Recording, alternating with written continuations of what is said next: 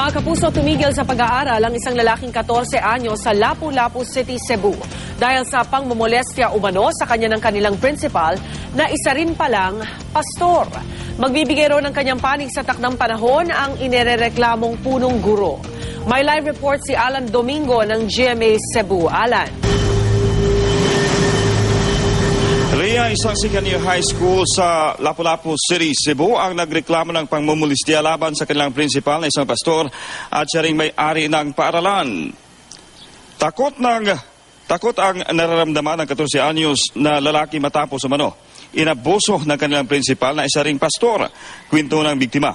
Oktubre 16 nang pinasakay siya ng pastor sa kanyang sasakyan at sinabing ihatid lang daw siya pauwi sa kanilang bahay. Pero nang sumakay na siya, ay hinimas na raw ang masilang parte ng kanyang katawan. Binigyan pa siya umano ng 30 pesos pagkatapos ng insidente. Dahil dito, natakot na siyang pumasok at nagsumbong sa kanyang ama dahil sa takot na makita ulit ang principal. Agad nila itong pinablatter sa Marigondon Police Station. Nababahala ngayon ang ama ng biktima dahil may 2 anak pa siyang nag-aaral sa nasabing paaralan. Pero desidido pa rin silang humingi ng hustisya sa nangyari sa anak. Pinuntahan ng GMA News ang paaralan para kunan ng pahayag ang pastor, pero wala raw siya doon. Pero ayon sa kanyang anak, magbibigay din raw ito ng pahayag sa takdang panahon.